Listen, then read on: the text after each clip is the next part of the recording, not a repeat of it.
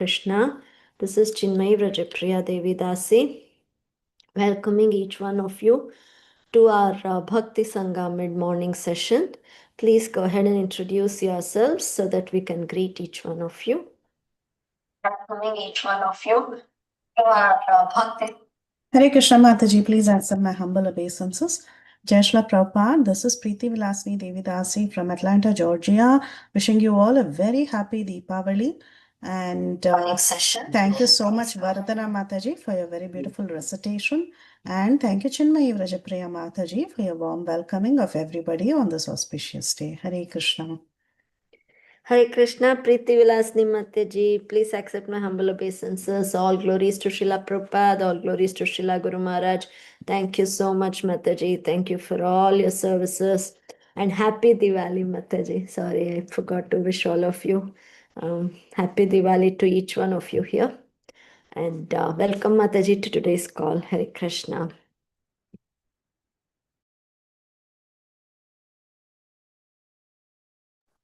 Hare Krishna Chinmayi Mataji, Dandavat Pranam, please accept my humble obeisances. All goes to Srila Prabhupada. Thank you so much, Mataji. This is Vardhana from Atlanta. Wish you all a happy Diwali.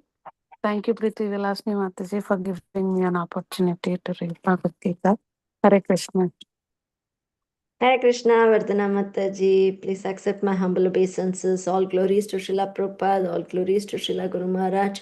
Thank you, Mataji. Thank you for all the services you do in Bhakti Sangha. We see your posters every day. And thank you for your beautiful recitation once again. And welcome, Mataji, to today's call. Hare Krishna.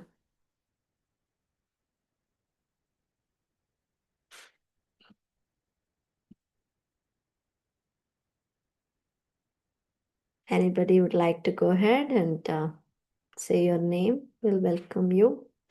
You have a minute more.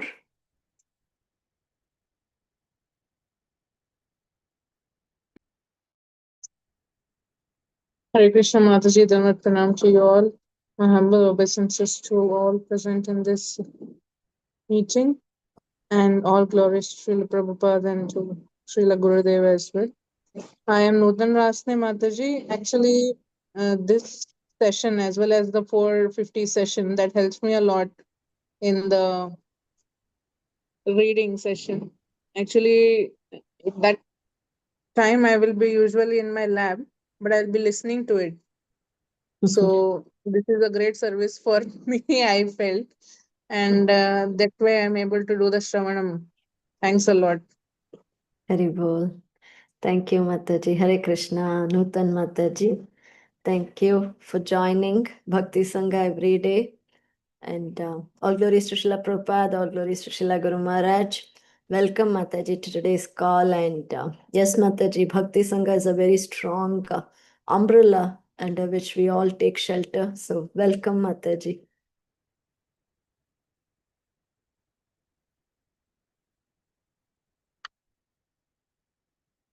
Hare Krishna, dear devotees. Welcome once again to our Bhakti Sangha mid-morning session. And we are very fortunate to have Her Grace Archana Bhakti Mataji with us. We are continuing our Chaitanya Bhagavat series, and Mataji is here to talk on Chaitanya Bhagavat, Antya Khanda, 3rd chapter, 218 to 223 verses. And Mataji, with your permission, shall I read Srila Prabhupada's quote for today? So the quote says, simply we have to desire to please him, not desire anything for ourselves. Then we become simply instruments for his will. This is the important essence of Krishna consciousness. Letter to Atreya Rishi, October 20, 1973. Srila Prabhupada ki Jai. Hare Krishna Archana Bhakti Mataji. Thank you so much for giving your precious time. And we usually look forward to your classes, Mataji. They teach us a lot. So, and also they make us enjoy the scriptures.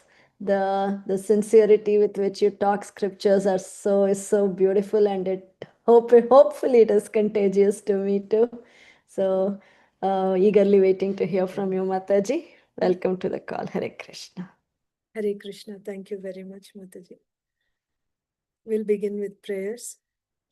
Jaya Jaya Sri Chaitanya Jaya Nityananda Jaya Dvaita Chandra Jaya Gaura Bhakta Vrinda Jaya Jaya Sri Chaitanya Jaya Nityananda Jaya Dvaita Chandra Jaya Gaura Bhakta Vrinda Jaya Jaya Sri Chaitanya Jaya Nityananda Jaya Dvaita Chandra Jaya Gaura Bhakta Vrinda Shri Chaitanya Bhagavat की जय। श्रील वृंदावन दास ठाकुर की जय। श्रील प्रभुपाद की जय। समवेत गौर भक्त वृंद की जय। ओम अज्ञानतिमिरान्धस्य ज्ञानाञ्जनशलाकया चक्षुरुन्मीलितं येन तस्मै श्रीगुरवे नमः। श्रीचैतन्यमनोभीष्टं स्थापितं येन भूतले स्वयं रूपः कदा मह्यं ददाति स्वपदान्तिकम्। वन्देऽहं श्रीगुरो श्रीयुतापदकमलं श्रीगुरून् वैष्णवांश्च श्रीरूपं साग्रजातं सहगण रघुनाथान्वितं तं सजीवं साद्वैतं सावधूतं परिजनसहितं कृष्णचैतन्यदेवं Shri Radha कृष्णपादान् सहगण Lalita श्रीविशाखान्वितांश्च।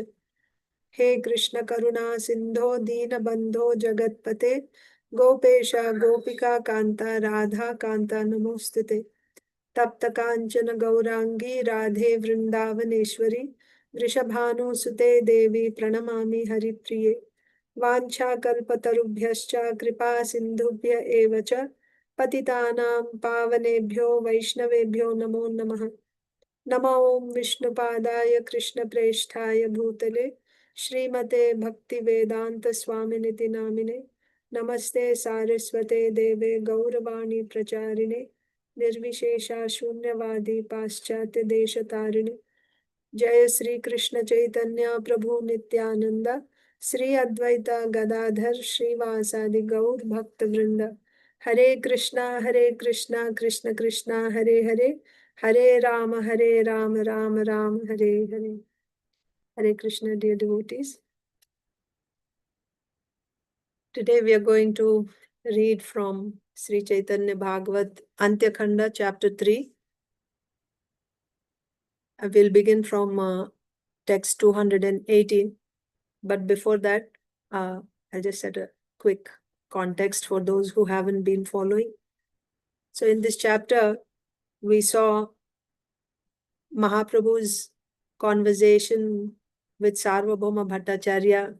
We saw how Sarvabhauma Bhattacharya was questioning Mahaprabhu why he's accepting sannyas when he's already experiencing such high ecstasies in devotional service. So the purpose of taking sannyas is to progress further, to go deeper and deeper, to attain higher stages of bhakti. If you have already attained that, then what is the use of taking sannyas? And then what are the pitfalls of taking sannyas? So on and so forth. And then Mahaprabhu very humbly said that I am, don't count me as a sannyasi. Don't think about me as a sannyasi, because Sarvabhauma Bhattacharya's point was that as a grihastha, I'm supposed to worship you. And you're so young. You are asking me to instruct you, but how can I instruct you? But Mahaprabhu said, no, don't even look at me as a sannyasi. You just instruct me. You teach me, like that. And then Sarvabhauma Bhattacharya said, I know you already know, right? You know all types of knowledge. But still, even when you have knowledge, you get taste by discussing from other learned personalities. So Mahaprabhu said, I want to hear Srimad Bhagavatam from you. And Sarvabhauma Bhattacharya said, what doubts do you have in Bhagavatam? So Mahaprabhu said, please explain Atma Ramascha Munayo verse. And Sarvabhauma Bhattacharya explained the verse in 13 different ways. And after hearing that, then Mahaprabhu explained, now you hear further explanation. And he gave so many explanations in different ways of that one verse without touching the meanings and the explanations given by Sarvabhauma Bhattacharya. And he was completely dumbfounded, Sarvabhauma Bhattacharya, when he heard Mahaprabhu's explanations. He said, how can a human being give, how can a human being have this type of learning? It is impossible. Then Mahaprabhu revealed his form, six-armed form, Shadbhuja Gauranga, and he smiled and he said, so Sarvabhauma, do you think I'm qualified to accept sannyas now? And then Sarvabhauma Bhattacharya, he fell, at first he fainted, and then Mahaprabhu, brought him back to consciousness, and then placed, his lotus feet on the chest of Sarvabhauma Bhattacharya. Now he was completely in ecstasy, holding on to the lotus feet of Mahaprabhu. He offered wonderful prayers. There are 100 prayers offered by Sarvabhauma Bhattacharya called Sarvabhauma Shataka. So Mahaprabhu said, he gave benediction. He was very pleased by those prayers because Sarvabhauma Bhattacharya, even in his explanation of Atmarama verse, was actually glorifying devotional service. Mahaprabhu was pleased by that. So then Mahaprabhu said, I came here for your sake only. I came here just for your sake. So that was the pastime that we read earlier in the beginning part of this chapter. After delivering Sarvabhauma Bhattacharya, Mahaprabhu began to enjoy pastimes in Navadvip. So Mahaprabhu is now in Nilachala. Then what were the pastimes? What were the activities of Mahaprabhu when he was in Nilachal? He would be performing kirtan. He would be so absorbed in chanting and dancing, experiencing ecstasies, and absorbed in the rasas of love for Krishna, that he was not aware whether it was day or night. And the people of Navadvip, I'm sorry, not Navadvip, Nilachal, Nilachal, Jagannath Puri, when they would see his wonderful ecstasies, his beautiful form, they would also be induced to chant. Because the Lord is chanting, they would also begin to chant. And they would even say, this here is moving Jagannath, like that. So,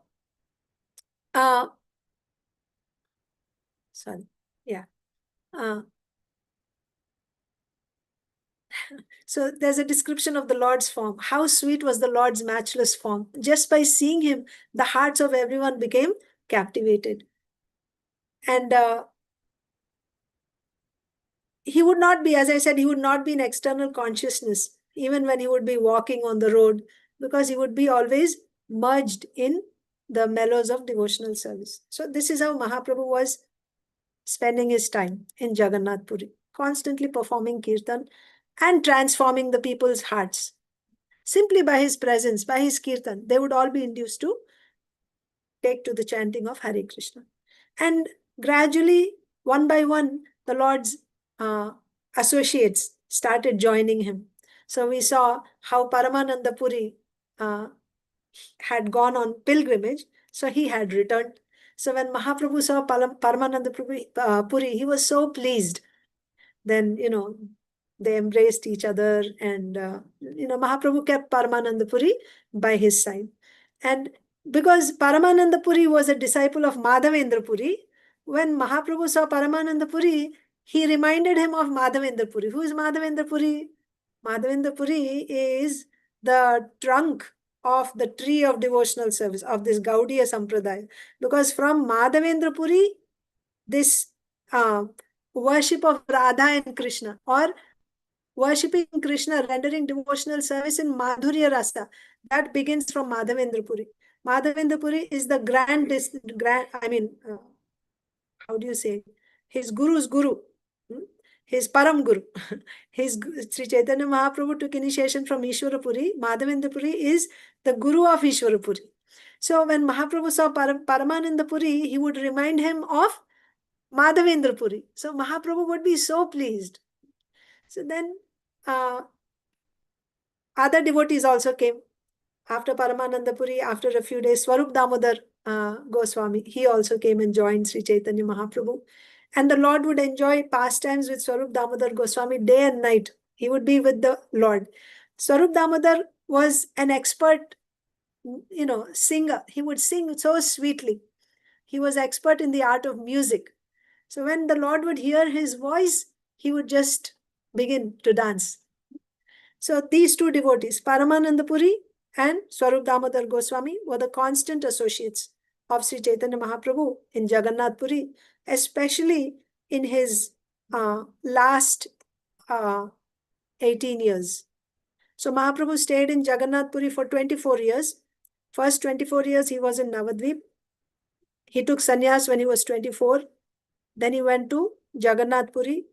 For 6 years he traveled. He went to South India, he went to Vrindavan and Bengal, like that.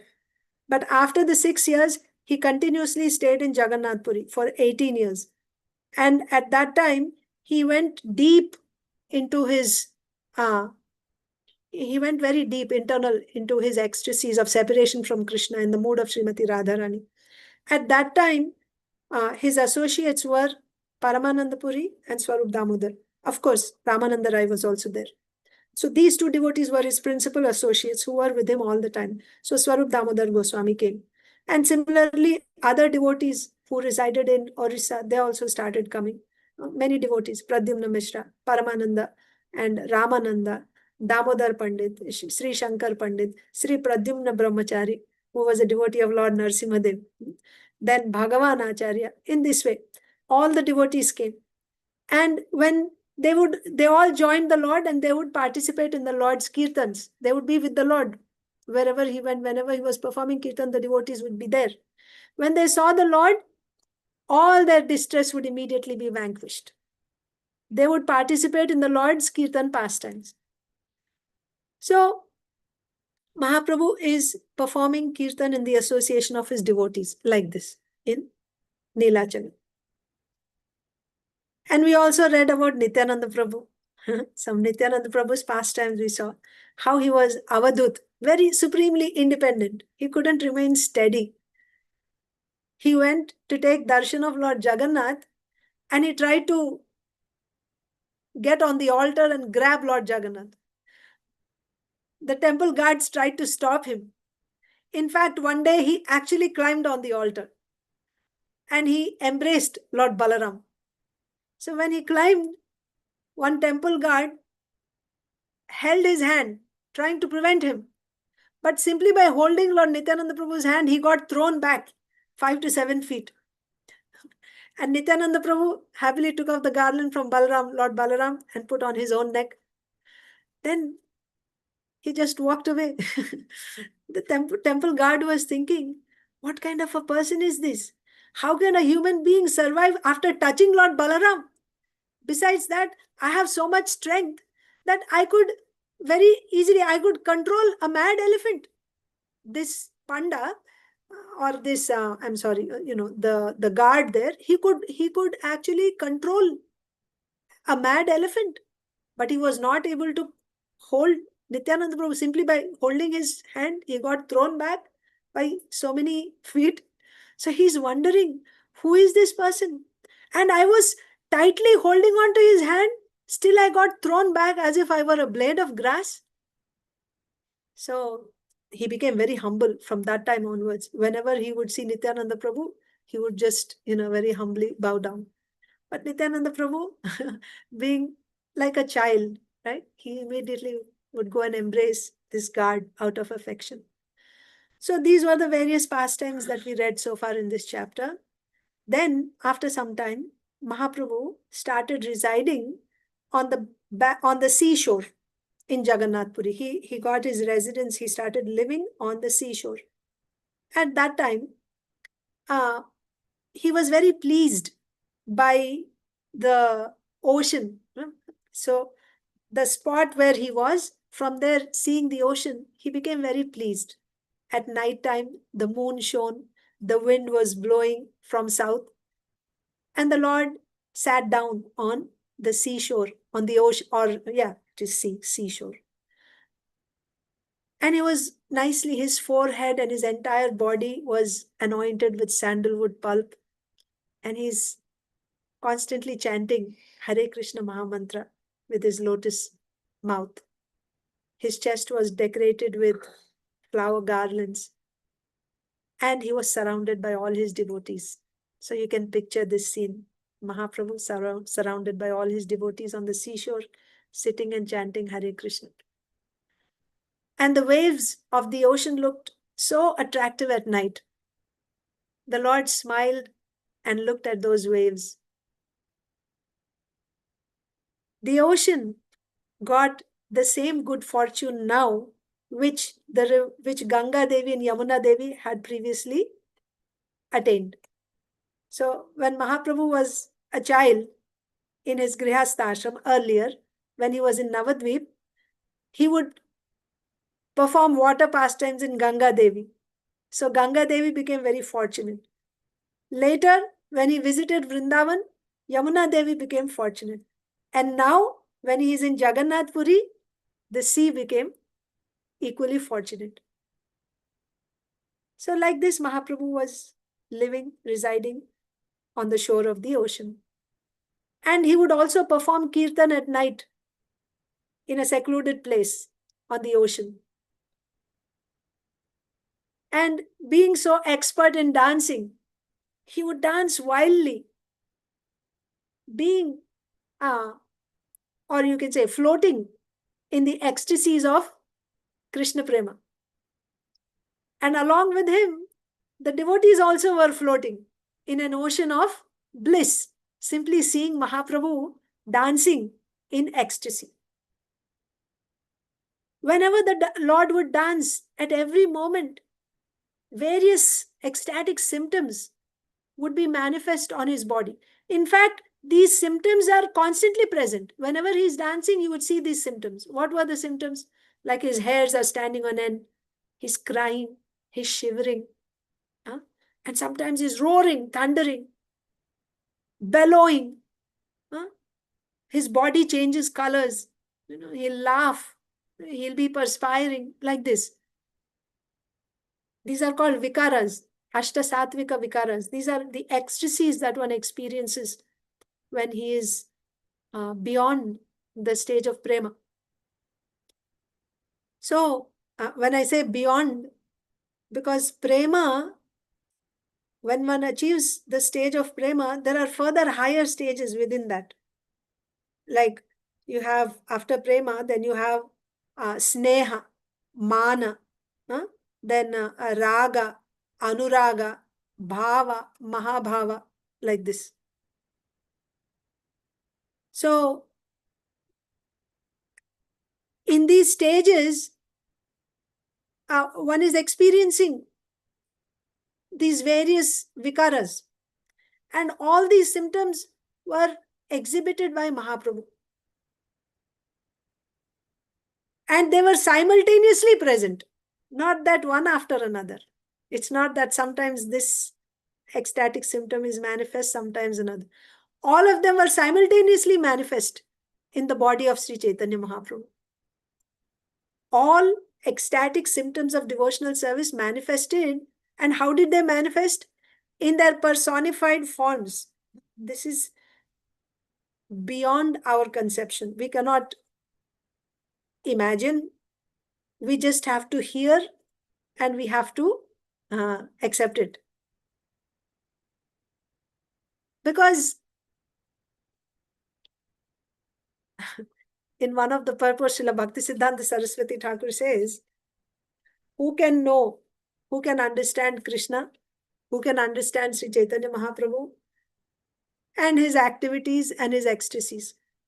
Only the Supreme Lord, Guru and Sadhu, Vaishnava. These three people can understand the Lord, Sadhu and Guru. Only Guru, Vaishnava, Sadhu, Guru and Hari can understand Sadhu, Guru and Hari. Nobody else has any access to this realization. So it's not possible. But the point here is all these ecstatic symptoms were personalities. So these ecstatic symptoms were present in Sri Chaitanya Mahaprabhu or with Sri Chaitanya Mahaprabhu in their personified forms.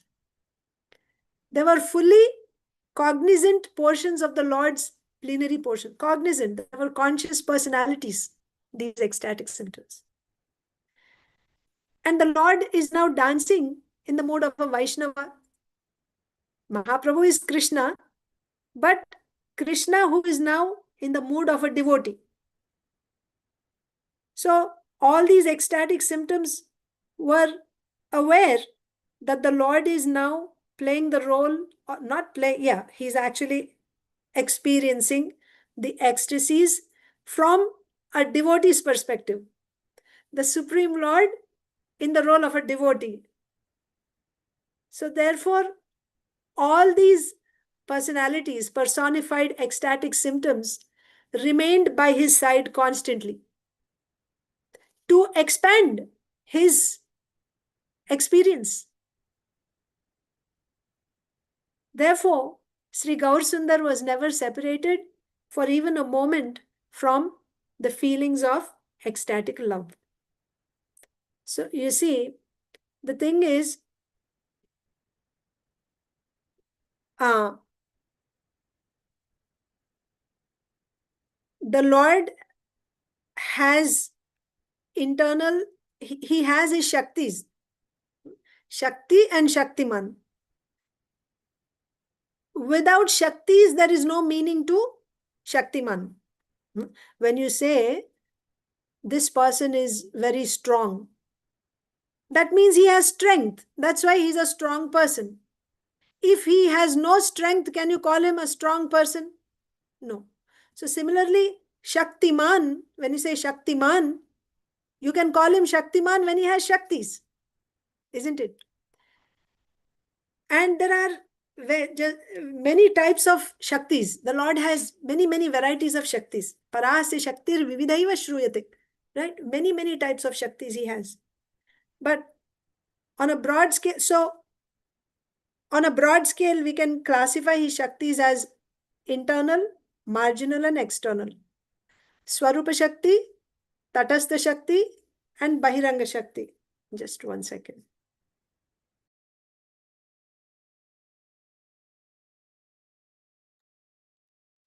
So, Swarupa Shakti, Tatastha Shakti, and Bahiranga Shakti.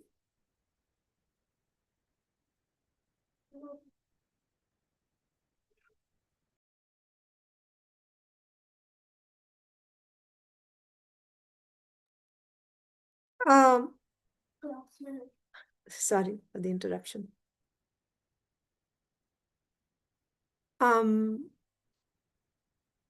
Yeah, so Lord Gaur Sundar was never separated for even a moment from feelings of ecstatic love.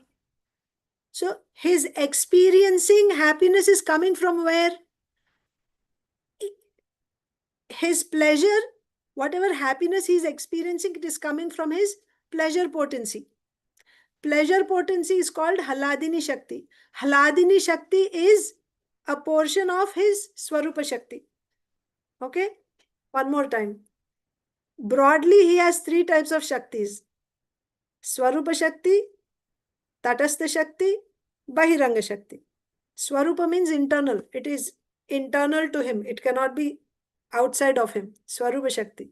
It cannot be separated from him.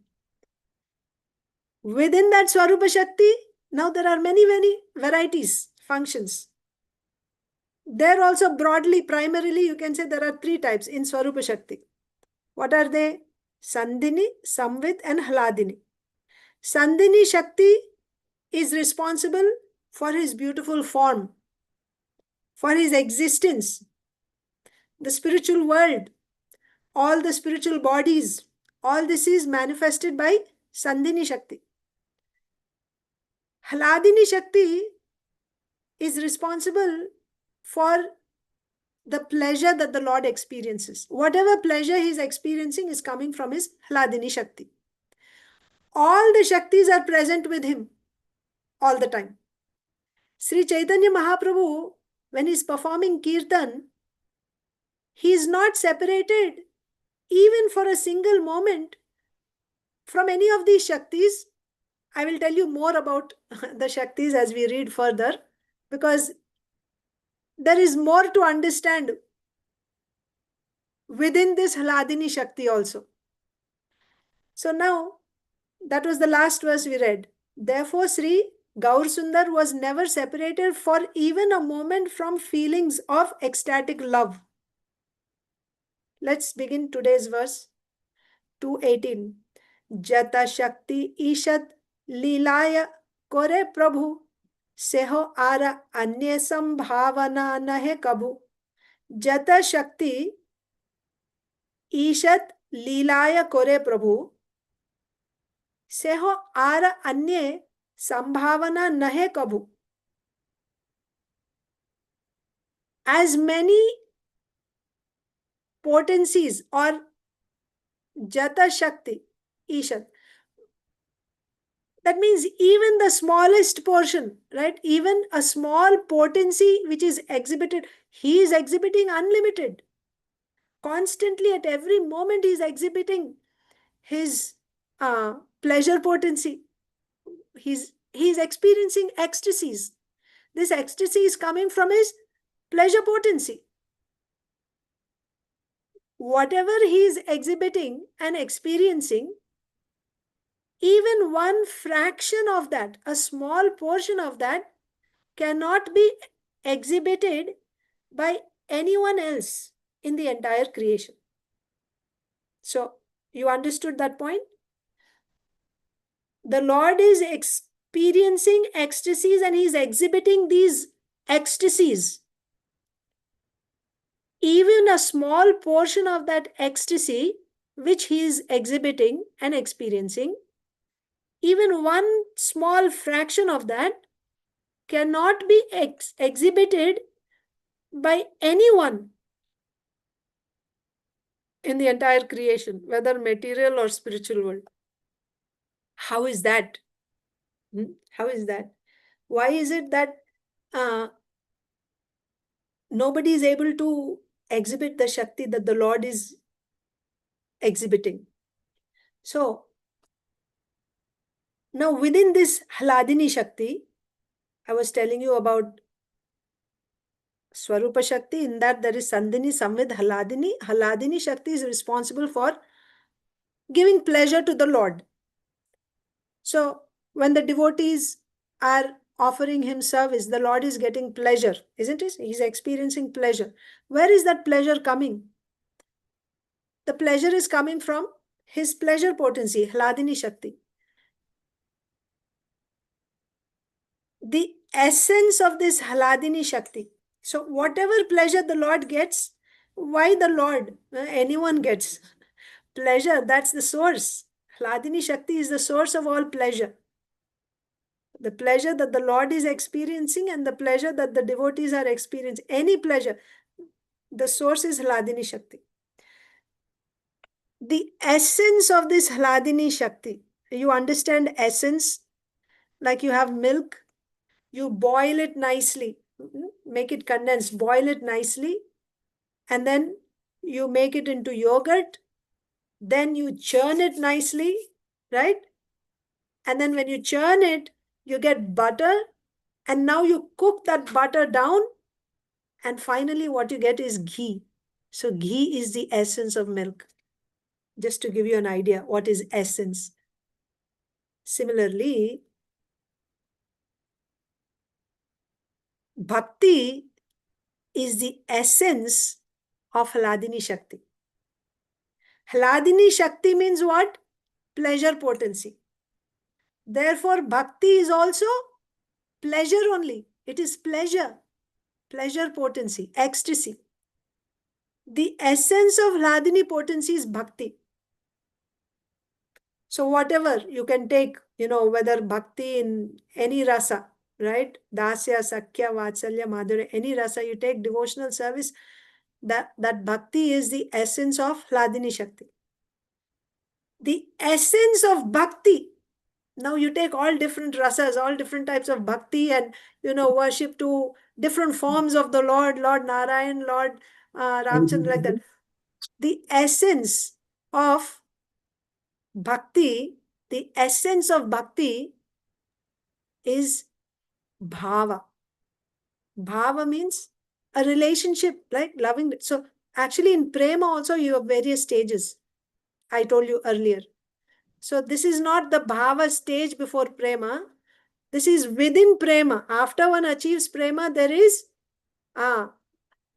sneha, mana, raga, anuraga, bhava. Highest is Mahabhava. One less than Mahabhava is Bhava. So the essence of prema is Bhava, and the personified form of this Bhava is the gopis, the Sakhis, the intimate Sakhis of Lord Krishna. And the highest pitch of this Bhava is Mahabhava, and the personification of this Mahabhava is Srimati Radharani. So what do you understand from this? Mahabhava, nobody has this Mahabhava. That means this condensed, extremely condensed form of pleasure is, so it is the essence of bhakti. So essence of Hladini Shakti is bhakti. Essence of bhakti is bhava.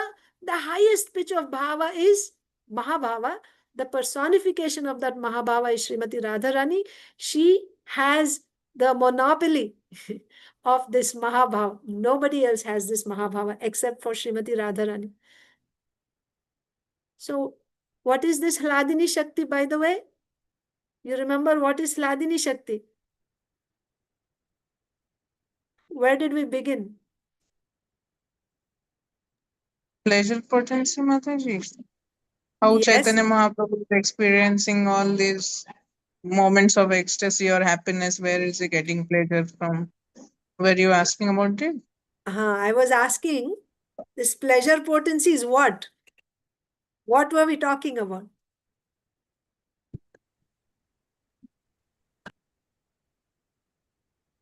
How So, is it that only Krishna experienced it? Means Chaitanya Mahaprabhu is able to experience it, but we are not able to experience or exhibit the same kind of pleasure which Lord Chaitanya Mahaprabhu is exhibiting and experiencing. yes, that's okay. So, yes, Mataji, thank you for trying. So, I was saying we started off with Shakti and Shaktiman, and we were talking about different Shaktis of the Lord. Swarupa Shakti, Bahiranga Shakti, and Tatastha Shakti. So, within Swarupa Shakti, you have this Sandhini, Samvid, and Hladini Shakti. So the point is, the condensed form of this Hladini Shakti, the pleasure potency, ultimately the topmost is Mahabhava, we said. But this is the Swarupa Shakti, the internal energy of the Supreme Lord. So the point here is that even a small potency exhibited by the Lord in his pastimes could never be exhibited by anyone else. Mahaprabhu, Sri Chaitanya Mahaprabhu is Krishna. He is Krishna now experiencing Mahabhava of Srimati Radharani. And when he is experiencing Mahabhava, which is nothing but the highest pitch of the essence of Hladini Shakti. Hladini Shakti means pleasure potency. This is the highest ecstasy possible that Mahaprabhu is experiencing. And in this pleasure, this is manifested in the form of ecstatic symptoms, vikaras. So whatever Mahaprabhu is experiencing and exhibiting, is it possible for anyone to manifest or experience or exhibit anywhere? Not possible. Not possible. What to speak of in this material world? Even in the spiritual world. Even in the spiritual world, it is not possible. Because Srimati Radharani is the highest, topmost. The ecstasies that she is feeling, that is not possible even for the gopis who are right, in one step below, bhava stage. So that is why here it is said that even a small potency exhibited by the Lord in his pastimes could never be exhibited by anyone else. Because what he is experiencing is Mahabhava of Srimati Radharani. And of course, besides that, He is the Supreme Lord. He has all his energies, all his potencies with him, right? So here, which potency are we talking specifically? We are talking about his devotional ecstasies. Specifically, we are talking about his devotional ecstasies coming from Hladini potency, and you want to be even more specific, coming from Mahabhava, right? So, and all these ecstasies are personalities present there constantly with the Lord to expand his pleasure, to expand his pastime. इहा ते ते तान शक्ति असंभाव्य नहीं, सर्व वेदे ईश्वरेरा ए तत्व कोई. इहा ते से तान शक्ति असंभाव्य नहीं.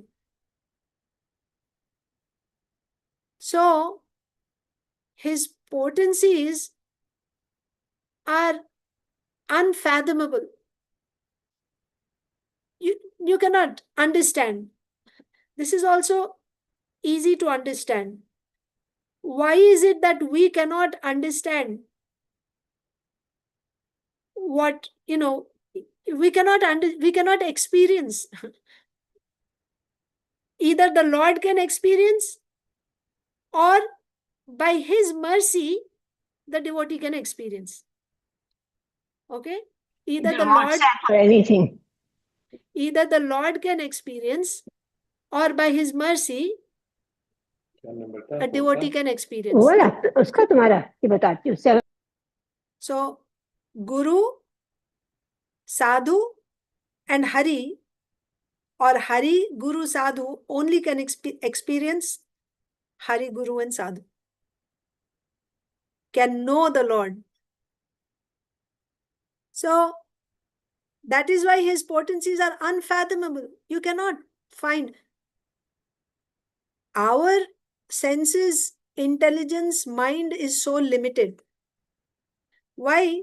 Because our body, both subtle and gross body, it is made of external energy, Bahiranga Shakti. External energy is also called inferior energy. And I myself, being a Jivatma, am marginal energy. Marginal energy is superior to external energy, but it is still inferior to Swarupa Shakti, internal energy.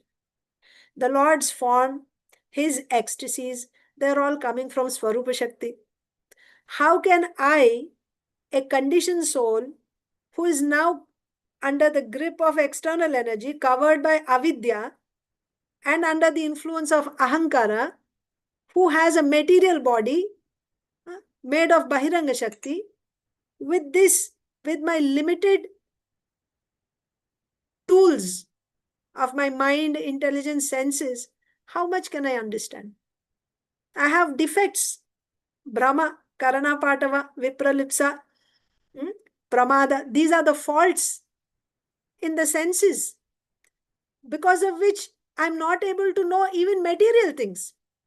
Can I measure the depth of the ocean with my tools? Can I see what is behind that wall? No, because my senses are limited. If I'm not able to understand material things, how I will understand Swarupa Shakti with my limited, body made of external energy? And even if I'm self-realized, I understand that I'm not this body, I'm a spirit soul. After all, I'm a Tatastha Shakti. That is why even those who are Brahman, or those who are self-realized, right, by practicing Jnana Marga, you get Tvam Padartha Jnana. Tvam Padartha Jnana means you realize I'm not this body, I'm a spirit soul. That is not sufficient. That is not. Even if you are Brahman realized means after you realize that I'm not this body, I'm a soul, further you have to practice Jnana, sadhanas. And finally, with the help of bhakti, you can realize, you can merge into Brahman. But even after realizing Brahman, it is not that because he self-realized, he's Brahman realized, automatically he will understand Bhagavan. Will that happen? No. Because Of course, Brahman realization, that is still Swarupa Shakti, but it is small, alpa. Quantity is very small. It is like one ray of the sun. Whereas prema, love of Godhead, is like bright sun. What is the light coming from, one ray and the light of the entire sun? So therefore, even when one is Brahman realized, he cannot know about the Lord, his energies and his ecstasies. That's only possible by doing pure unalloyed devotional service. And even in that, when you're doing pure unalloyed devotional service, there are stages: sadhana bhakti, bhava bhakti, prema bhakti. You can come up to bhava bhakti by the mercy of a devotee. In some cases, you can come. But to come to prema, you will need the Lord. Only he will give prema. Nobody else can give.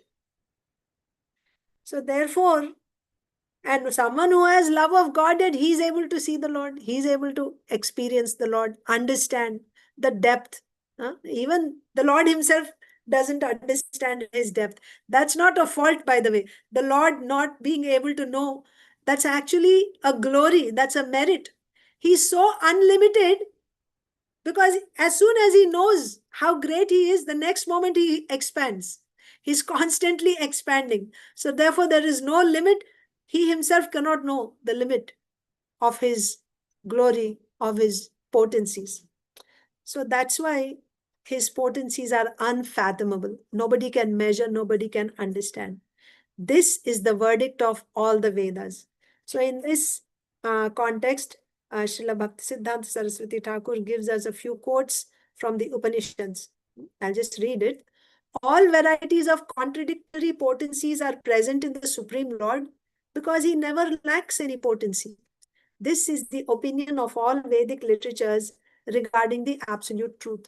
So the point here is, the Lord has unlimited potencies and they are always with him. He's always with all his potencies. So, thank you. So that's why you're able to have contradictory. Contradictory means achintya, opposites. He is,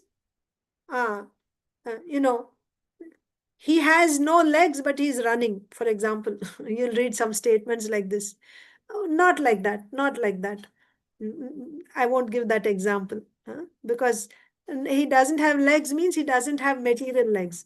But when I say contradictory, yes, he's far, far away, but he's also close to you. There's nobody closer to you than him. He's right there in your heart. He knows you even before you can know you. But at the same time, he's so far away. He's there in Golok Vrindavan Dham. That means he's far and he's near. You understand? He's Aja. He has no birth. But at the same time, he takes birth. We celebrate Janmashtami. So he's full of these opposites, which we cannot. He's happy and he cries. Yes. Sudhakar Prabhu, correct. So now we see Damodar Leela also. His fear personified fears him. But still he's fearful. And he's not pretending or acting. He's actually fearful of his mother. He's afraid. But fear personified is afraid of him. So such opposites are possible in him, which are inconceivable in this world.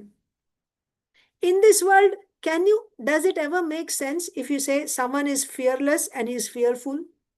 Both qualities simultaneously at the same time in the same person. Can you have fearlessness and extreme fear at the same time? No. One after another it can happen, but exactly at the same. This is achintya. But in the Lord, he's full of achintya qualities. How? Because all potencies are with him. Everything is in him. All opposites are in him. He is the reservoir of all potencies. Therefore, it is possible for him. So then in Shvetashvatar Upanishad 6.8, it is stated, Parasya Shaktir Vividhaiva Shruyate Swabhaviki Jnana Balakriyacha. Parasya Shaktir Vividhaiva Shruyate. Swabhaviki Jnana Bala Kriya cha.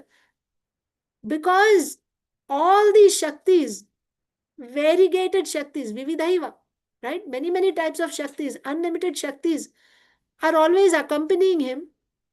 Swabhaviki, very naturally, right? Jnana Bala Kriya. That means he knows everything. He has all strength and he is able to do everything without him even thinking about it. You understand? Like he doesn't even have to move his finger. And still he can be doing wonderful things. Like he's maintaining all these universes, for example. How many universes there are? Unlimited universes. We don't even know how many universes. And what is the magnitude of one universe? But what is he doing? He's playing pastimes with his cowherd boyfriends in Vrindavan. He's not worrying, oh, what's happening in this universe? What is the... Why? Because he has so many Shaktis who are taking care of everything. He doesn't have to do anything. That's the point. Parasya Shaktir Vividhaiva Shruyate Swabhaviki. Naturally. He knows everything and, he has all strength and he's doing all wonderful activities even without thinking about anything. He has everything because of all these Shaktis. Because the Shaktis are doing everything for him. So, in Shvetashvatara Upanishad, also it is said, Te dhyana yoganugata apashyan devatma shaktim swagunair nigudham. Those who meditate on the Supreme Personality of Godhead can see his confidential divine power. This is important. All are important. But we understood that his Shaktis are unfathomable. Nobody can understand. Should we just give up that nobody can understand, so nobody knows? No. When he bestows his mercy, then one can understand. When he reveals himself, then one can understand. Can anyone quote one verse from our Bhakti Shastras? Any verse which says that when the Lord reveals, then we can know about him. Haribol Mataji. Yes, Prabhuji. Hare Krishna. Katha Upanishad, I think it says that Nayam Atma Pravachane Labhyo na Medhyana Swa na Medhyana Bahuna Srutena Yam Evesa Vrunute Tena Labhyo Tenatma Atma Vivrunute Stanu Swam. He said when he wants to, he selects. Vrunute means he selects. Then only you can know him, not otherwise, not by any other means. That's what I understand from that, Mata. Thank you. Thank you so much, Prabhuji. Very nice. And anyone else? Maybe from Bhakti Rasamrita Sindhu or Bhagavad Gita? No? Yes, Sudhakar Prabhu. Hare Krishna. I don't know the verse, but I just remember the essence. Like he says in Bhagavad Gita, that I give you the wisdom for you to, learn. He is all, like he's the taste of the water. He is everywhere, but Dadami Buddhi Yogam, something like that. Correct. Sunil Prabhu is also quoting. The verse is Tesham satata yuktanam bhajatam priti purvakam dadami buddhi yogam tam yena mamupayantite. So dadami buddhi yogam. Yes. I give him that buddhi yoga. That means there he is going to reveal about himself. But to whom he will reveal, that is important. Tesham satata yuktanam bhajatam priti purvakam. When one is engaged in Shuddha Bhakti, in pure devotional service, then to that person, Tesham Satata Yuktana, Satata, constantly, right? Constantly you have to be engaged in Bhakti Yoga, Shravanam, Kirtanam, Vishnu Smaranam, constantly, uninterruptedly, not interrupted by, yes, Srila Rupa Goswami also, the verse is, Atah Sri Krishna Namadi na bhavet grahyam indriyai sevan mukhe hi jihvadav swayameva spuratyadaha. This verse is Sri Krishna Namadi, Sri Krishna Nam, Nam, Rupa, Guna, Leela, anything about Sri Krishna, na bhavet grahyam indriyai. With these senses you cannot grasp. I can study books and I can use, I may be very expert in so many ways, but with my senses, my mind, my intelligence, my senses, my body, I cannot grasp, I cannot understand. Then when will I understand? Sevan mukhehi jihvadav. When I begin seva, beginning with jihva, chanting his holy names, tasting his prasadam, adi, others also. So when I do devotional service, when he is pleased, swayameva spuratyada, he will reveal. Then you can understand. Unless he reveals, nobody can understand. That is the point here. So nobody can understand him. His potencies are unfathomable. But those who meditate on the Supreme Personality of Godhead can see his confidential divine power. This is from Shvetashvatara Upanishad. As we see from Bhakti Rasamrita Sindhu and Bhagavad Gita verses, many verses are there. Just one verses we've quoted here. But when the point is, when the Lord reveals, that's when we can know him. And how he will reveal? Also, when the Lord reveals me, I'll sit and I'll wait. He is saying, Tesham satata yuktanam bhajatam pritipurvakam. You have to engage. You should come to the stage of rendering uninterrupted, loving devotional service to the Lord continuously. Then he will reveal. Like that.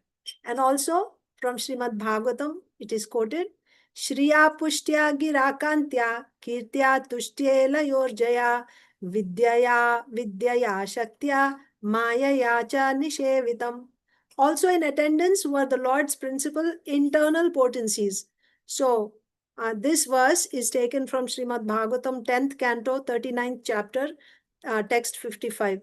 This is the darshan that Akrurji gets in the water of the Lord. At that time, he sees Krishna Balaram as a Lord Narayan and Anantasesh, but the Lord is surrounded by all his energies. So this is that verse.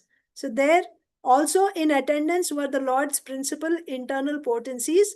What are they? Sri, Pushti, Gir, Kanti, Kirti, Tushti, Ila and Urja, as were his material potencies, Vidya, Avidya and Maya, and his internal pleasure potency, Shakti, like this. So the Lord is always accompanied by his potencies, but his potencies are unfathomable. We cannot understand. This is the verdict of all Vedas. Yet, when the Lord reveals himself, then one can understand. The next verse. Je prema prakashe prabhu chaitanya gosai taha boy taha boy ananta brahmande aranai.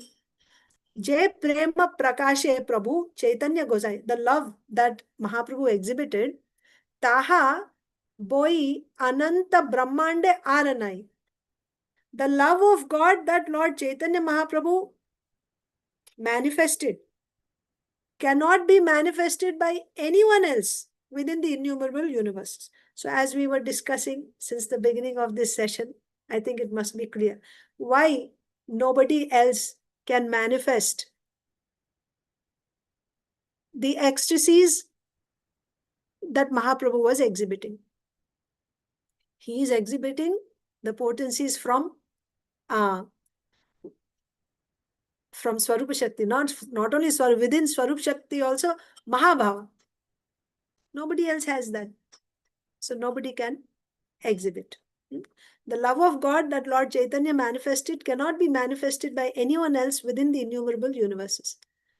Also, another point Srila Bhaktisiddhanta Saraswati Thakur is saying here in the purport, there is nothing significant in the innumerable universes other than Sri Chaitanya Dev's manifestation of ecstatic love of God. All objects within the universe are meant to assist in that manifestation of ecstatic love. What is being said? Whatever there is in the innumerable universes, they are not significant. Nothing is significant, save and except the manifestation of ecstatic love of God by Sri Chaitanya Mahaprabhu. Other than that, nothing else is important in this creation. In the innumerable universes, nothing is significant, save and except manifestation of ecstatic love. I want to tell you one thing. You see, there are 3 types of activities in this world: karma, jnana, and bhakti. 3 types of activities. So, who does karma, who does jnana, who does bhakti? There is qualification. Based on your qualification, a person does karma, jnana, or bhakti. By doing karma, what can one achieve? In karma also, actually there is karma yoga and there is karma kanda. If you're doing karma yoga, then it's like treated karma. Just like, you know, if you suffer from eating ghee, too much ghee, you'll get some stomach disorder. Too much ghee if you eat. But then to cure that ghee or that disease, once again, Ayurvedic doctor will give you ghee, which is treated, medicated ghee. By taking that medicated ghee, it cures your disease, which is caused by eating too much ghee. So like that, karma keeps you, when you do karma, it keeps you in this material world. You do karma, you get reaction for that, right?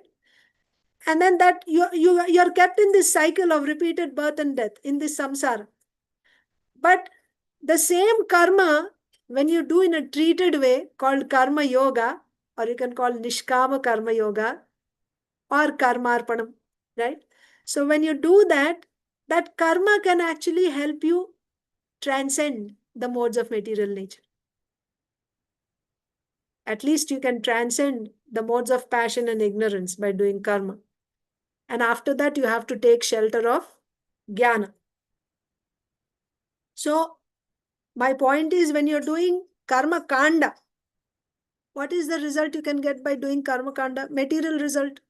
You can go to Swarga, or you can become a king in your next life. You can become Miss Universe maybe, or you can become like a very, you can take birth in an aristocratic family, so on and so forth. By doing karma, you can get all these results. Material results you can get in this life or next life. That's all. So, what is the highest result you can expect by doing karma kanda? Take birth in Swarga, enjoy. But after that, come back again to this Martya Loka, take birth again. Brahma Bhuvanal Loka Punaravartin Arjuna. Right? You'll be just going round and round in this material world. Then there is another activity called Jnana. Jnana means here you should take Tvam Padartha Jnana, Tat Padartha Jnana, and Aikya Jnana. That means I'm not this body, I'm soul. Absolute truth is Brahman. I am that Brahman. This whole thing is called Jnana.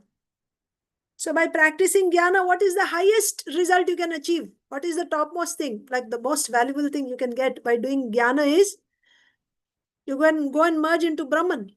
That's the highest achievable goal. So even if you did this karma yoga will bring you to one point, right? After that, you take shelter of Jnana and then you go and merge into Brahman. And the third activity is bhakti. So I said 3 types of activity: karma, jnana, and bhakti.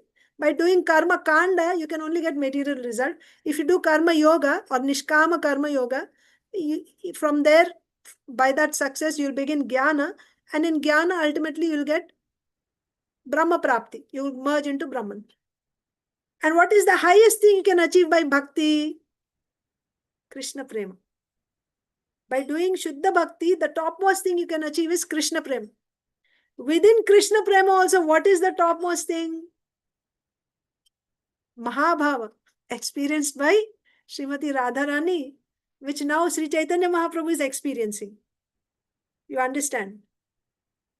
So, here, there is nothing significant in the innumerable universes other than the manifestation of ecstatic love of God by Sri Chaitanya Mahaprabhu. Is there anything higher than what Mahaprabhu is manifesting in terms of the results? In the innumerable universes, you talk about different types of liberation. Sarupya, Samipya, Salokya, Sarshti, Sayujya, Muktis, going to Vaikunta, and even the various relationships, even if you're experiencing prema, dasya, sakya, vatsalya, madhurya, is there anything higher than what Mahaprabhu is manifesting? No.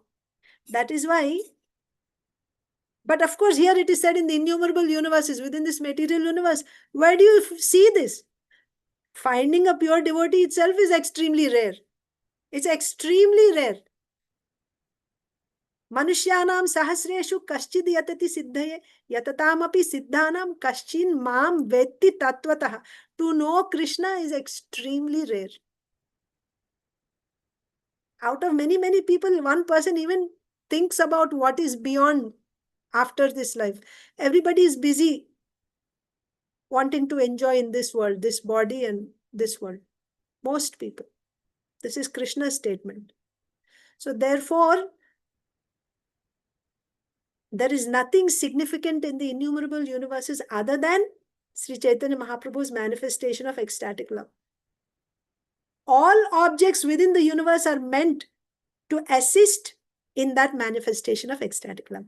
So whatever else there is, the perfection of those things is when they are used in assisting in the manifestation of this ecstatic love. That is the perfection.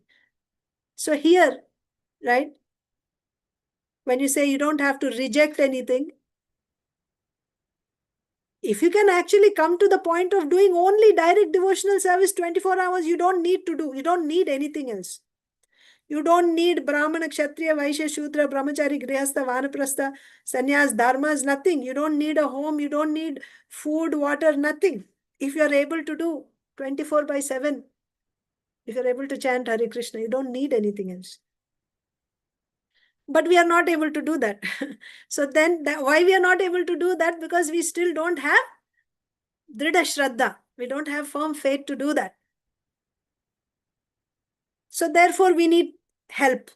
We take help of this Varnashrama Dharma, doing duties as Shastras have given us. But even then, what is the value of these duties that we are doing? The value is only as long as these things are helping us in assisting the manifestation of these ecstatic symptoms. That means whatever we have, whatever we do, should be to achieve this Shuddha Bhakti, whose goal is to participate in Sri Chaitanya Mahaprabhu's pastimes. I'll just read these 2 more verses and I'll end. So, Ete ke jai Sri Chaitanya Prabhura Upama, taha boy aradite nahi kabhu sima. Therefore, one can never compare Lord Chaitanya with anyone other than the Lord himself. You cannot compare Mahaprabhu with anyone else. Of course, he is Krishna himself and, all the Vishnu Tattvas also. But still, Mahaprabhu, his position is unique. Mahaprabhu is Krishna, who is now in the role of Srimati Radharani and experiencing the ecstasies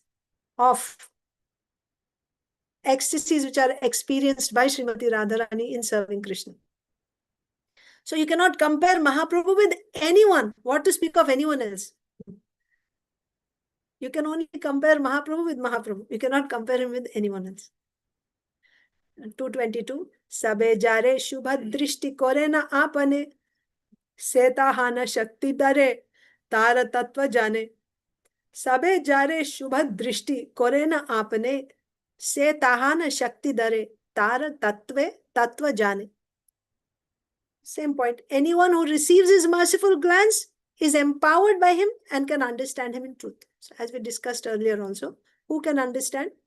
When the Lord reveals himself.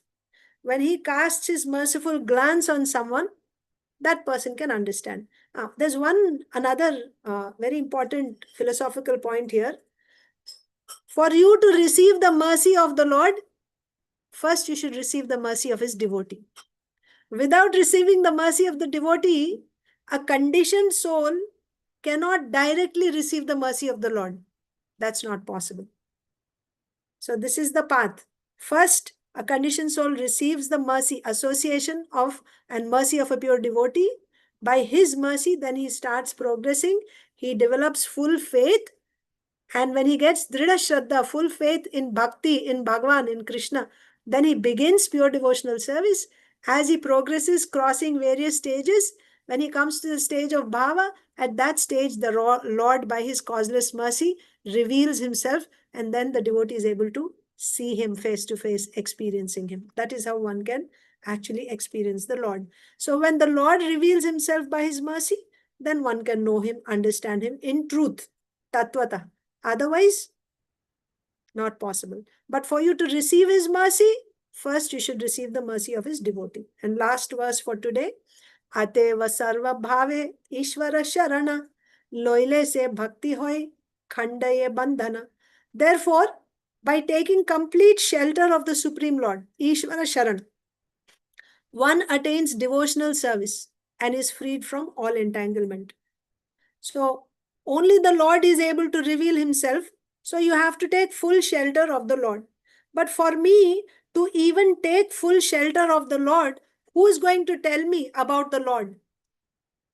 It's not that automatically it will be revealed to me. For me to take full shelter of the Lord, first I have to understand about the Lord. I have to receive mercy from his devotee. When I receive mercy from his devotee, then by the devotee's mercy, my spiritual account is started. The devotee carries love of Godhead in his heart, and his love flows towards conditioned souls in the form of mercy, compassion. Then our spiritual account is started. Just like when you have children, if you want to start, they want to start a bank account, the parents start their account in their account. And then when they're 18, then they become independent. They have their own accounts. It works like that. So similarly, someone who has it, a devotee who has that love, he starts our account by giving his mercy first. Then we have to build on that gradually. We have to build on that by building our faith, and then we begin. And then, of course, when we receive the mercy of the devotee, the Lord's mercy will follow behind that. It's not that simply by devotee's mercy we are going forward. The devotee opens the account. But when the devotee, when we get the mercy of a devotee, then we come, the Lord, his mercy will follow behind the devotee's mercy. We come within the, attention. We get the Lord's attention when we receive a devotee's mercy. So therefore, by taking, then after that, Sarva dharman parityaja mamekam sharanam vraja. Surrender to the Lord, right? By taking complete shelter of the Supreme Lord, one attains devotional service. One attains devotional service, complete shelter. So after full surrender, then you begin pure devotional service. Before full surrender, no full, we are doing some devotional service, but it is not yet Shuddha Bhakti. It is Mishra Bhakti. It is Mishra Bhakti. But after full surrender, what is full surrender? Sarvopadi vinirmuktam tat paratvena nirmalam hrishikena hrishikesha sevanam bhakti ruttam uchyate. That means sarva upadi vinirmuktam. Give up all types of upadis coming from this body. So that is full surrender. At that time, when you fully surrender, then you begin anyabhilashita shunyam jnana karmadhyanavritam anukulena krishnanushilanam bhaktiruttam. So abandon all varieties of religion and just surrender unto me. I shall deliver you from all sinful reactions. Do not fear. So by this, you begin your pure devotional service. By doing pure devotional service and crossing various stages, when you come to the stage of prema, when you come to the stage of bhava, you receive the Lord's mercy. When you receive the Lord's mercy, then you can know the Lord, you can understand the Lord. Otherwise, we cannot understand the Lord. I will stop there. Does anyone have any questions?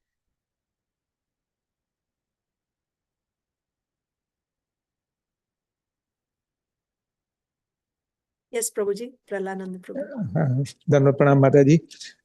My understanding is that we are marginal potency and we originate from Lord Mahavishnu.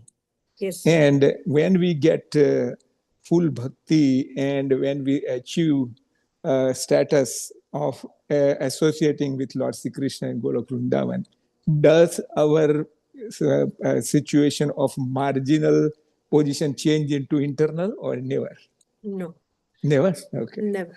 We will always be Tatastha. So the Uh-huh. thing is, the way in this material world, now I'm Tatastha Shakti and I have a body made of Bahiranga Shakti. Right. So when I go back to the spiritual world, I will be Tatastha Shakti with a body of Swarupa Shakti. Okay. All right. But there are jivas which are in the internal potency as well, right? Yes. They are Nitya Siddha. Nitya Siddha. No, even Huh. when we go to the spiritual world, we will be considered as Ragatmika Bhaktas, Nitya Siddha only. Mhm. Nitya Siddha, because once you go there, Mhm. then there is no discrimination as, like somebody who's coming from this background or that background. They're all there, Nitya. Okay. Ragatmika devotees only, you'll be considered as Ragatmika devotees only. But nevertheless, Tatastha Shakti can be, the thing is Tatastha Shakti, that is why Tatastha. Right. It can come either under Swarupa Shakti or Mhm. Bahiranga Shakti. Right. So when we are controlled by Swarupa Shakti, in the spiritual world, we will be controlled by Swarupa Shakti. In the material world, in the conditioned state, we are controlled by Bahiranga Shakti. But Right. we remain Tatastha. Okay. So even if we are Tatastha, Yad Gatvana Nivartante Tadham Paramam. Of So we will course. never come back, right? Never. Okay. That's what my clarity was. Thank you, Mata. Very good. Thank you, Hare Krishna. Okay, any other questions? Does anyone have any question about Sarva Dharman Parityajya? No questions, right? Okay. Hare Krishna Mataji, thank you so much for such a beautiful, beautiful class as always. So many revelations and such beautiful points. You take us through a complete journey. Thank you so much, Mataji. Just asking the forum again. Anyone else has any questions, thoughts, comments, Mataji?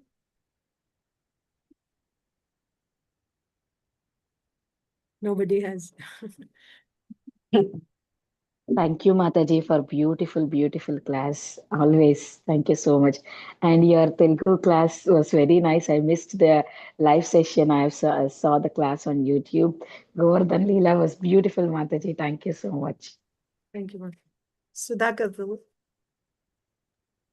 Hare Krishna Mataji. Actually, I joined a bit late, but I enjoyed the class. Only just I'm not fully familiar with the terminologies, what you mentioned, Swarupa Shakti, other thing.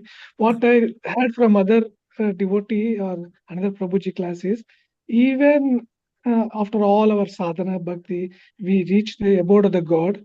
It does not mean that we reach the God. One of the Prabhu gave example like you reaching the kingdom. Suppose you want to meet the president of America or the Trump. You first have to get a visa to the USA. So you just get a land to USA like that. It's just landing a Golok is something like that. Even after going to the Golok, one has to really do a lot of sadhana to enter into his place. And then again, you want to see the Lord Krishna. Again, there is a lot of steps. It is not that easy. Just going to Golok means it is equal. You are in the, like you can reach Krishna anytime like that. I this is my understanding from one of the lecture. I don't know the one your context you're talking Swarupa Shakti. I could not understand that terminology. So is that understanding right or wrong? I'm just trying to see clarification from you.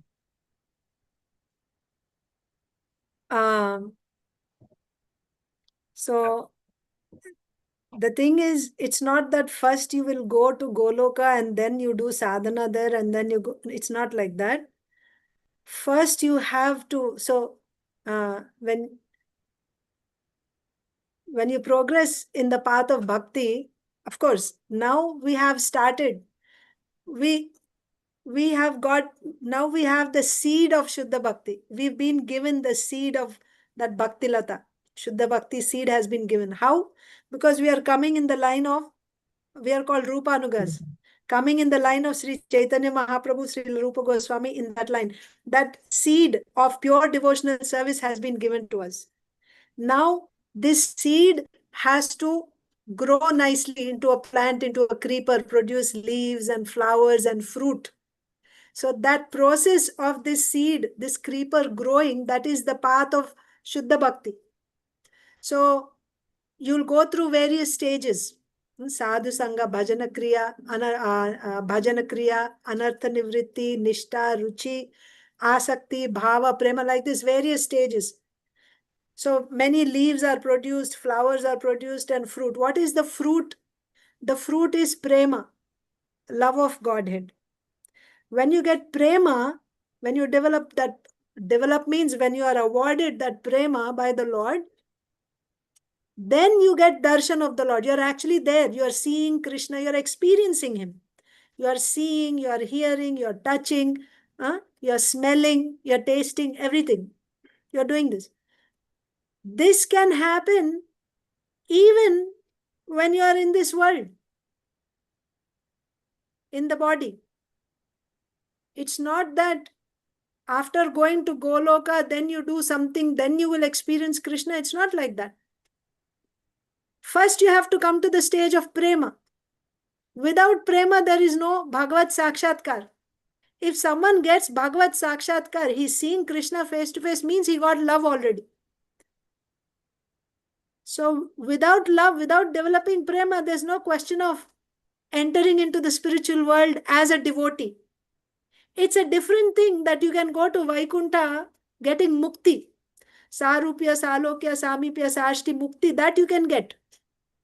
That type of mukti one can get when he does Mishra Bhakti also, he can get mukti. When you do Shuddha Bhakti, you don't have to do to get mukti. You can do Mishra Bhakti and you can get mukti. Even sometimes they can do Ashtanga Yoga and they can get different types of mukti. They can go to Vaikuntha. But going to Vaikuntha does not necessarily mean that you are engaged, you have a relationship with the Lord, you are engaged in devotional service. No. In Vaikuntha is a very big place. People can stay, like you gave the example of Trump. Now I'm in US, Trump is also there in US somewhere, and I've never seen him, but I'm also in US, he's also in US. Like that, you're in Vaikuntha, Lord Narayan is there in Vaikuntha, but you have no connection. You're just living there with no material miseries. You're liberated. That is possible in Vaikuntha, not in Goloka. So that's a mistake. In who will go to Goloka? By getting mukti, you don't go to Goloka. Only those who get prema, they only go to Goloka. And prema also, what type of prema? Not Vaidhi sadhana. You do Vaidhi bhakti and you get prema. That prema is Aishwarya Yukta. You are still aware that he is the Supreme Lord. There is that Aishwarya Bhava. Those who go to Goloka, there is no Aishwarya Bhava. There's only purely Madhurya Bhava.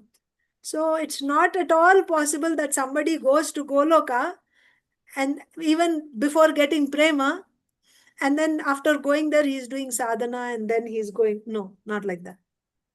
Okay. Does that help? Yeah. I think maybe I misunderstood that the one you clarified. He may go to the Vaikuntha, but not to the Goloka. Yeah. Yes.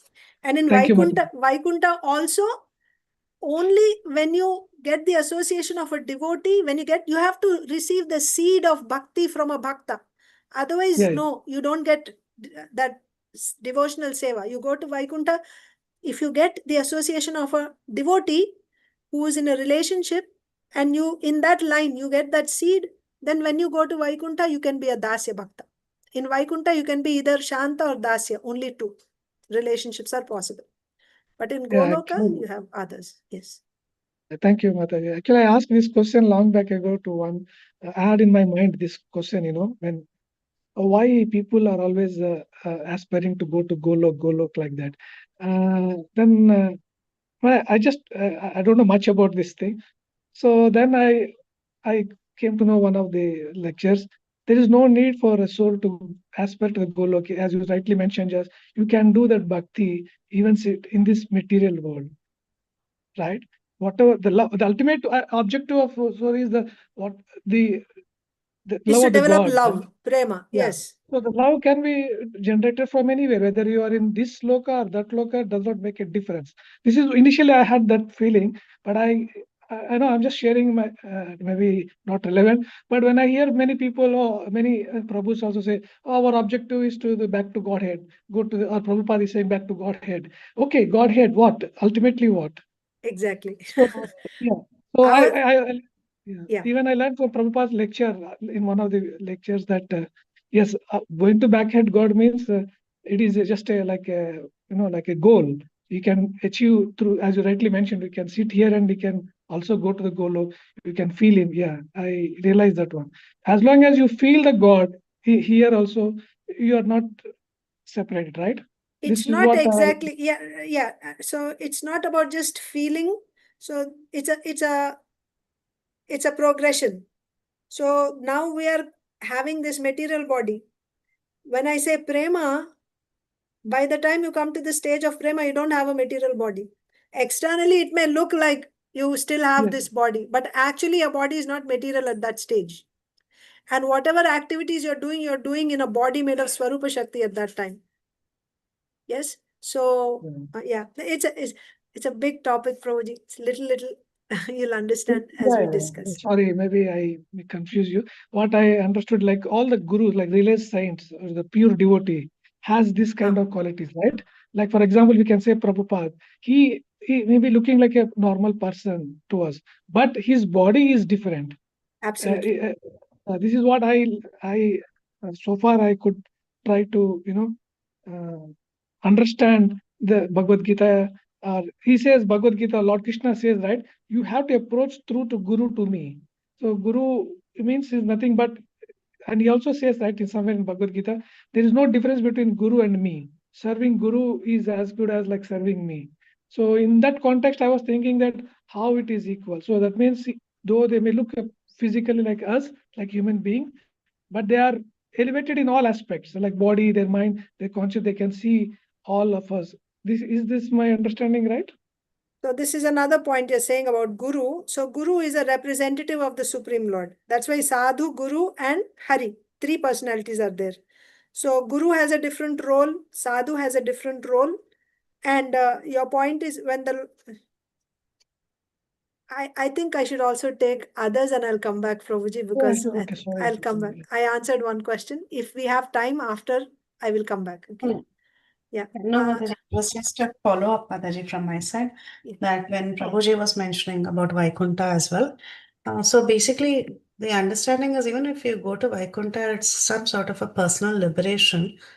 I'm just checking with you. So basically, you do get the darshan of the Lord. It's not like you have to, once you enter, you still keep doing sadhana. But then if you want to go to Goloka Vrindavan from Vaikuntha, then you get the association of a devotee and then come back, perform sadhana and then go. Is that understanding correct? If you want to go from Vaikuntha to Goloka, then you have to do sadhana. Yeah. Sadhana.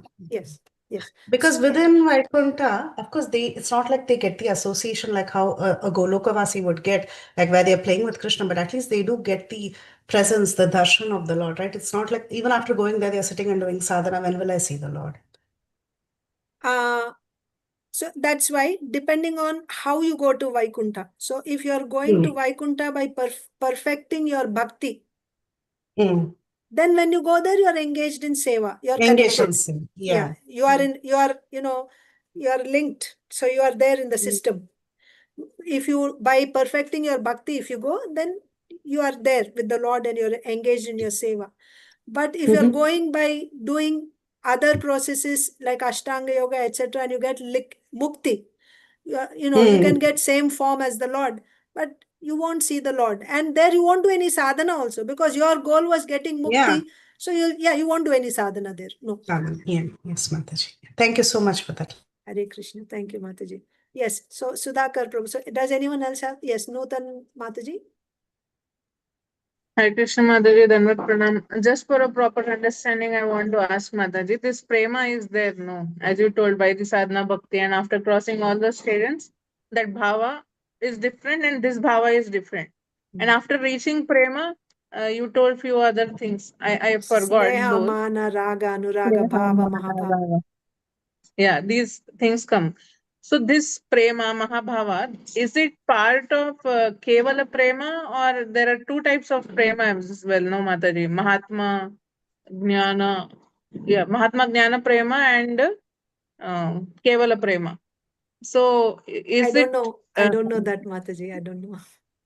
So I won't be able to Okay. answer the Kevala Prema and Mahatma Gyan. I don't know what they are, Mataji. I didn't hear them before. Okay, Mataji. Yeah, I wouldn't be able to answer that. Sudhakar Prabhu, so you said about Guru. So see, what you asked was that the Lord says that, can you say that again about Guru and the Lord, what you said? Okay, Mataji, okay, I'll put my, not a question actually, I'm trying to understand or correct myself understanding.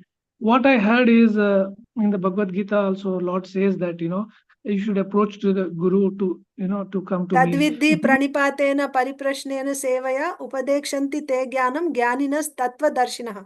This is what Krishna says in Bhagavad Gita.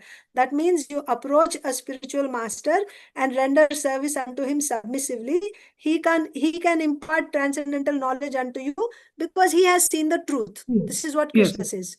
Yeah, and also there is, I'm not sure which verse, I don't know, I don't remember the verses, but I remember that one of the Prabhu learned is that there is no difference between the God and the Guru in all aspects except one or two powers. That's what it was mentioned. And the God and Guru are equal, they say. No, Is no, it? no, not like that. What is said is you should serve the Guru the way you serve the Supreme Lord. Exactly the way the disciple should serve the Guru with the same respect the way he serves the Supreme Lord. Why? Because the Guru can reveal, by this service, all imports of all Shastras can be revealed within your heart by this type of service. That doesn't mean that Guru is Krishna. Yasya prasadat bhagavat prasado, yasya aprasadat nagati kutopi. By the mercy, when the Guru is pleased, the Lord is pleased. If you displease Guru, then you have no other destination. You cannot expect to receive the Lord's mercy by displeasing Guru.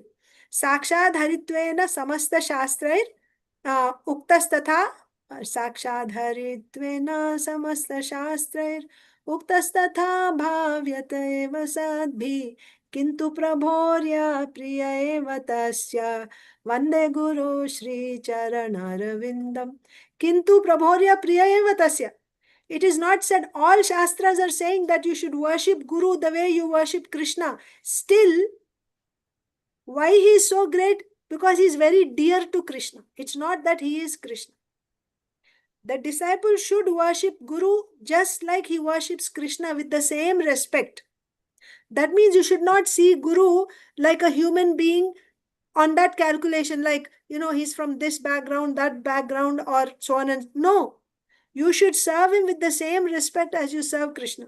With that utmost respect, you should serve him. But what is the position of Guru? He's a very dear associate of Krishna. So you should study Shastra very scrutinizingly, Bhagavad Gita, shloka by shloka, very scrutinizingly you should study, Prabhuji. Then you will understand these details. Thank you, Mataji. Thank you. Sorry for taking a long time. Okay, Hare Krishna, no problem. Okay, so shall we end here, Mataji? Sure, Mataji. Thank you so much. Thank you, dear devotees, for participating so enthusiastically. And thank you, Mataji, for the very beautiful class in spite of your busy schedule. And wish you all a very happy Diwali and lots of smriti about the Lord. Thank you, Mataji, again for your valuable association. We'll end the call here. Vajja kalpatarubhyascha kripa sindhubhya cha patitanam pavanebhyo vaishnavebhyo namo namaha. Ananta koti Vaishnava Vrinda ki jai. Jai. Shri Shri Chaitanya Bhagavat ki jai. Mahaprabhu ki jai. Jai. Archana Bhakti Mataji Mataji ki ki jai. jai. Thank you, Mataji, for beautiful Jai class. Srila Prabhupada. Srila Hari bol. Prabhupada. Jai Shri Prabhupada ki jai. Hey, happy Diwali, Preeti Vilasni Mataji. Happy Diwali to all. Happy Diwali. Happy Diwali to all of